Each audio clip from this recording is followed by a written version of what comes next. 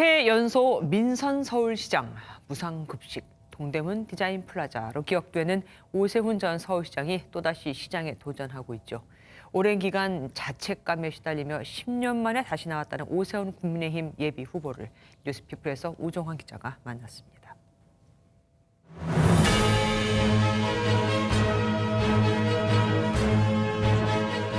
서울 시민이 행복한 서울, 세계인이 사랑하는 서울을 반드시 이루어내겠습니다. 10년 전 서울시장직 중도 사퇴로 서울 시민 여러분과 우리 당에 큰 빚을 진 사람이 이렇게 나서는 게 맞는지 오랜 시간 자책감에 개인적 고뇌도 컸습니다. 스타 변호사 출신으로 국회의원을 거쳐 최연소 민선 서울시장 당선, 재선이라는 화려한 이력 뒤 무상급식 투표 진통으로 중도 사퇴한 오세훈 전 서울시장. 10여 년 만에 다시 서울시장에 도전하는 오세훈 국민의힘 예비후보를 만났습니다. 먼저 캠프 캐치프레이즈가 상당히 인상적입니다. 이제 첫날부터 능숙하게 481. 이게 어떤 의미인지 어떻게 정하시게 된 건지 한번 여쭤볼게요. 4월 7일 날 선거 끝나면 4월 8일 날 아침부터 일해야 됩니다. 근데 이제 부서별로 업무 보고받고 이러느라고 한 3개월, 6개월 가는 거거든요.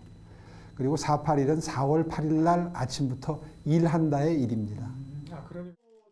코로나19로 어려운 문화예술계를 면담한 자리에서도 오 후보는 취임 뒤 곧바로 구체적인 실행 계획을 만들겠다고 공언했습니다.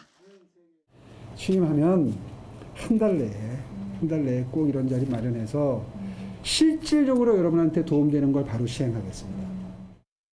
부동산 정책에서도 오 후보는 다른 후보들이 내세우는 몇십만 가구 목표보다 바로 현실화할 수 있는 방법을 강조했습니다.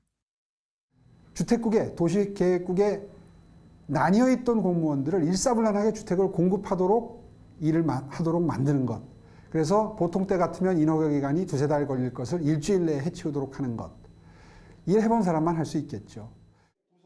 규제가 오히려 부작용만 낳았다며 발상의 전환도 얘기했습니다. 35층 규제를 풀잖아요. 그러면 50층까지 지으면 건물이 날씬해지겠죠. 그리고 개수가 줄어듭니다. 35층 규제를 해놓으면 경제성을 맞추려면 건물이 뚱뚱해지겠죠. 개수가 늘어나겠죠. 오히려 경관이 막힙니다. 과거 오세훈 시장의 대표 정책인 디자인 서울과 한강 르네상스. 지금은 어떻게 평가할까? 동대문 디자인 플라자를 말씀하셨는데 그때 굳이 이게 필요하냐 이런 민주당의 반대가 아주 극심했었습니다. 그런데 그 사업이 완성되고 나니까 그게 전시성 사업이던가요? 그 근처에 거의 내리막길을 걷고 있던 절박했던 의류 상권이 완전히 되살아나서 중국 관광객들이 들어오면 동대문 시장에 가서 싹쓸이를 해가지고 갑니다. 어떤 서울을 만들고 싶으냐고 묻자 시민이 기억하는 그때 모습을 살리겠다고 다짐합니다. 오세훈 시정 5년간은 시민 여러분들의 아이디어로 만들어진 오늘날의 서울시의 변화가 주를 이루고 있습니다. 사실은 제가 한 것 같지만 시민 여러분들이 해주신 거거든요. 여당인 더불어민주당이 시의회와 구청장을 장악한 가운데 1년이란 짧은 기간 동안 성과를 거둘 수 있는 유일한 후보라고 자처하는 오세훈 예비후보가 한 번 더 선택을 받을 수 있을지 주목됩니다. 뉴스피플 우종환입니다.